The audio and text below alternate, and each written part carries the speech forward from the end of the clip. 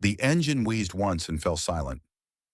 Marvin Gaye sat in complete darkness, his hands trembling against the steering wheel of his stalled Continental as shadows shifted closer from all directions. It was 1:43 a.m. in Detroit's east side, and the Prince of Soul was about to discover that some battles couldn't be won with smooth vocals and a perfect arrangement. Four figures emerged from between the abandoned storefronts, moving with the careful steps of men who knew these streets belonged to them after midnight. Marvin could see something metallic catch the weak streetlight in one of their hands. His breath caught in his throat as he realized how far he was from the safety of his West Side home, from the world where his name meant recognition instead of target. 2 hours earlier, Marvin had been leaving Hitsville after another tense meeting with Berry Gordy. The conversation had gone badly, as most conversations did these days. Barry wanted more love songs, more commercial material. Marvin wanted to keep exploring the social consciousness that had made what's going on successful. But at a cost, he was still calculating. He'd driven through Detroit countless times, but tonight his mind was elsewhere. Lost in melodies that felt more like prayers and lyrics that sounded too much like confessions, he'd taken what he thought was a familiar route home. Instead, he'd navigated deeper into neighborhoods he'd once known intimately, but had learned to avoid since success had moved him to different circles. Now, surrounded by housing projects that stretched endlessly under broken streetlights, Marvin understood he'd made a mistake that could erase everything he'd worked to become. The tallest of the approaching figures stepped into the weak glow of his headlights. He was young, maybe 23, with hands that spoke of factory work and eyes that had learned to trust nothing. His name was Jerome Williams, though Marvin wouldn't learn that until much later. Right now, Jerome was simply the man deciding whether this well-dressed stranger would see dawn. "Car trouble?" Jerome's voice carried across the distance between them, deceptively casual. Marvin rolled down his window halfway, enough to speak but ready to run if the engine would cooperate. "Yes, took a wrong turn and now—" He paused, realizing that mentioning his actual destination might make things worse. "Now I'm lost." Jerome stepped closer, and Marvin could see his face clearly now. There was intelligence there, and something else. A flicker of recognition that made Marvin's stomach tighten. "I know who you are," Jerome said quietly, and Marvin felt his world tilt. "Question is, what you doing on my block at 2 in the morning?" The other men had formed a loose circle around the car now. Marvin could feel their attention like weight on his shoulders. He'd performed for hostile audiences before, but this was different. This wasn't about music or entertainment. This was about survival in a place that had shaped him, but no longer claimed him. "Like I said, I got turned around," Marvin replied, trying to keep his voice steady. "Car won't start now. Soon as I can fix it, I'll be gone." Jerome studied him for a long moment. Then, unexpectedly, he gestured to the others. "Check under the hood." Marvin hesitated. Opening the hood meant trusting these men, meant making himself even more vulnerable than he already was. But his alternatives seemed limited, and something in Jerome's tone suggested this wasn't entirely a threat. The hood clicked open, and two of the men moved to examine the engine. Marvin could hear them talking in low voices, their words mixing with the distant sound of late-night traffic. Jerome remained by the driver's window, his presence both threatening and oddly protective. "You scared?" Jerome asked suddenly. The question's directness caught Marvin off guard. "Should I be?" Jerome almost smiled. "Most folks from your neighborhood would be. Most folks from your neighborhood don't end up here after dark unless they're looking for something they can't get on the West Side." Marvin met his gaze steadily. "I'm not looking for anything, just trying to get home." "Home," Jerome repeated as if testing the word. "Where's home for Marvin Gaye these days? Still the projects where you grew up? Or somewhere with gates and security?" The question hit deeper than Jerome probably intended. Marvin had been asking himself the same thing for months, watching his old neighborhood change, while his new life felt increasingly disconnected from anything real. "Music's my home," Marvin said finally. "Everything else is just places I sleep." Jerome's expression shifted, surprise replacing wariness. "My grandmother, she plays your records, says you sing like you remember where you came from." There was something in Jerome's voice that Marvin recognized. The same tone he heard in his own voice when he talked about music that moved him, songs that seemed to speak directly to wounds he couldn't name. The men working on his engine had stepped back. "Battery's dead," one called out. "But we can jump it if you got cables." Marvin shook his head.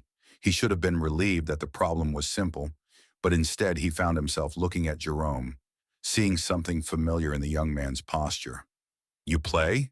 Marvin asked. Jerome's entire demeanor changed, defensiveness replacing curiosity. "Used to, long time ago." "What happened?" For a moment, Jerome looked younger, less certain.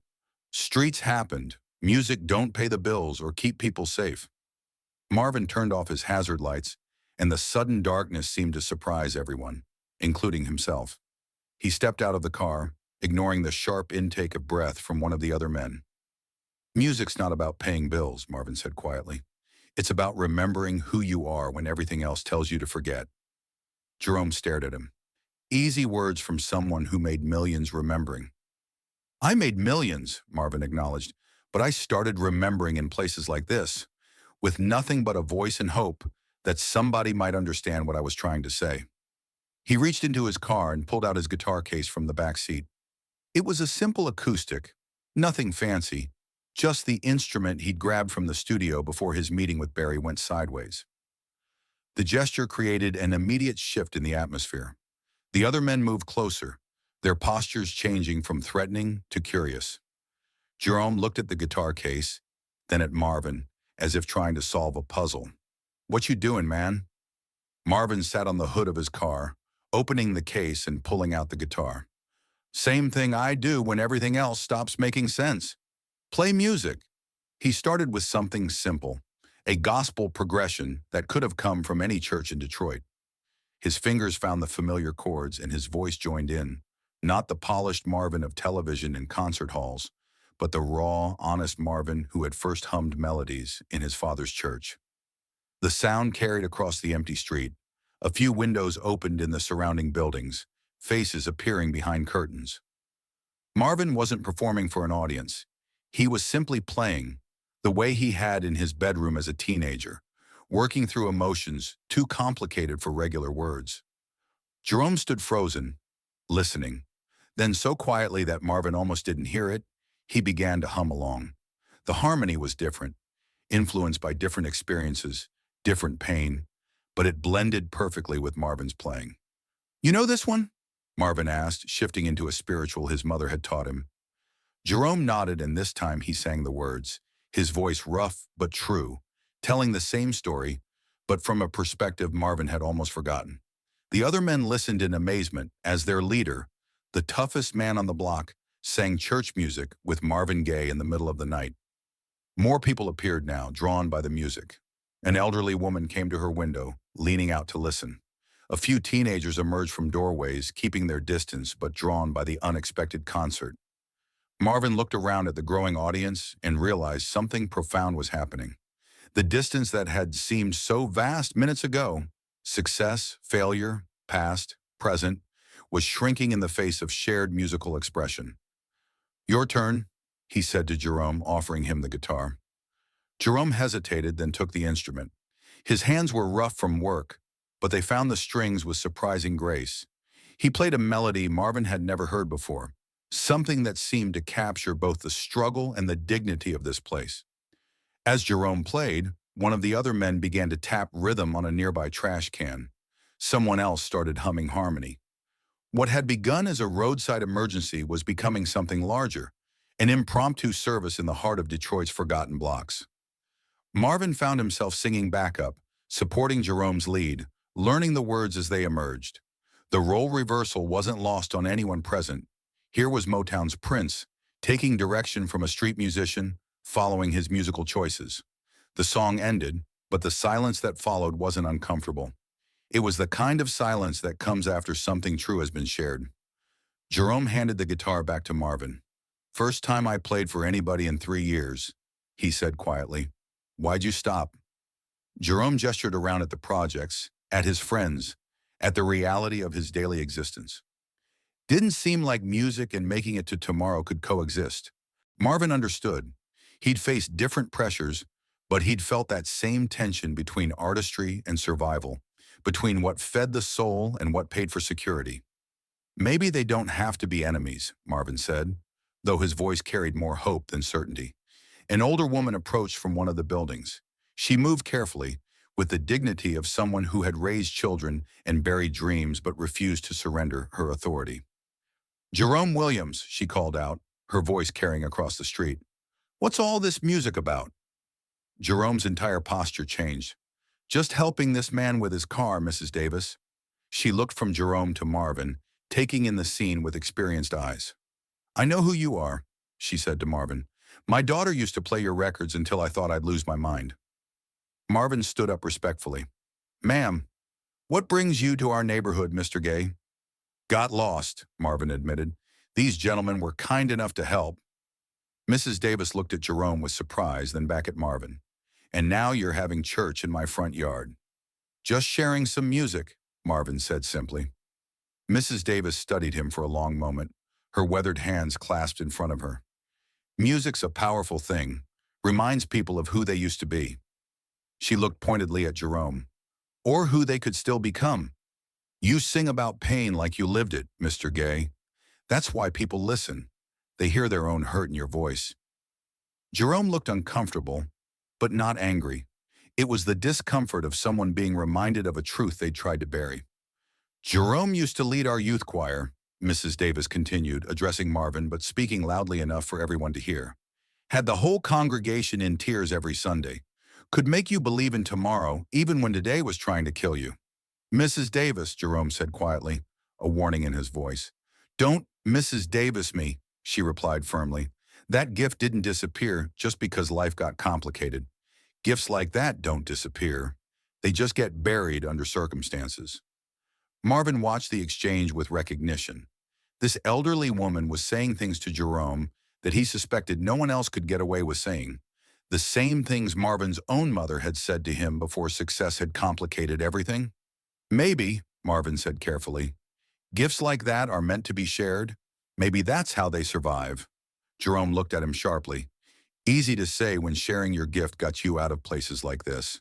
"I shared my gift before it got me anywhere," Marvin replied, his voice carrying the weight of memory.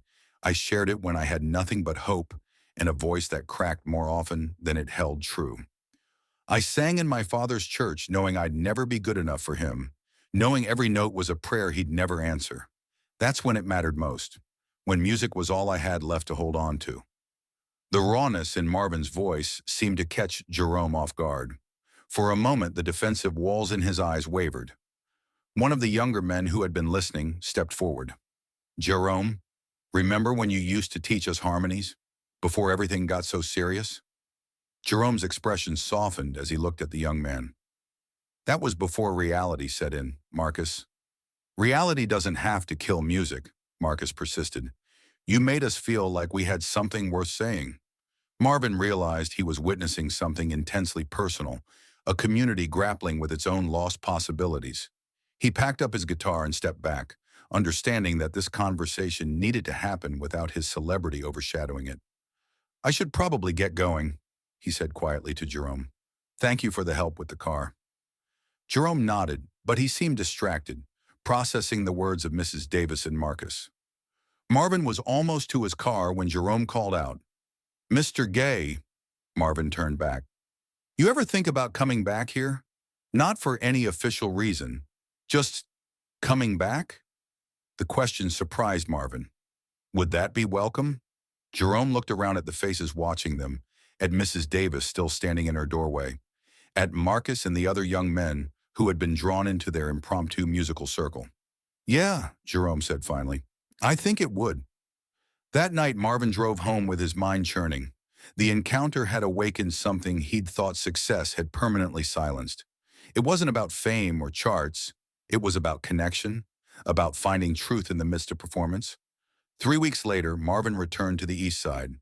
This time, he came intentionally, and he brought his guitar. Word had spread through the community, and a small crowd gathered in the same street where he'd first met Jerome. Jerome was there, and this time he had borrowed a guitar from someone.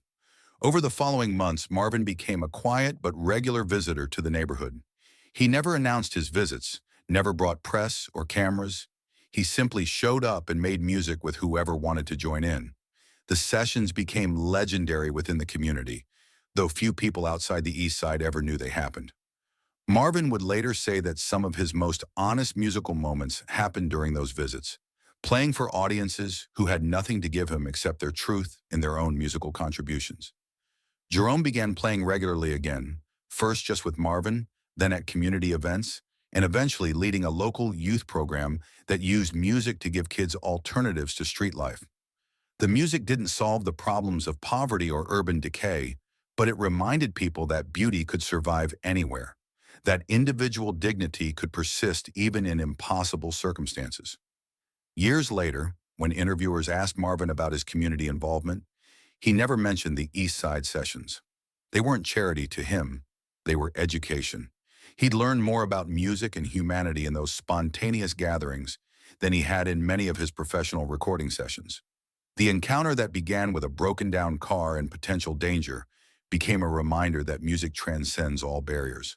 Sometimes the most important performances are the ones no cameras capture, and sometimes the most meaningful applause comes from people who have nothing to gain from praising you. Marvin never forgot that night when he was just a lost man with a guitar, dependent on the kindness of strangers who had every reason to see him as an outsider. It reminded him that humanity was more powerful than success, and that real connection happened not on concert stages, but in the quiet moments when people chose to trust each other with their authentic selves.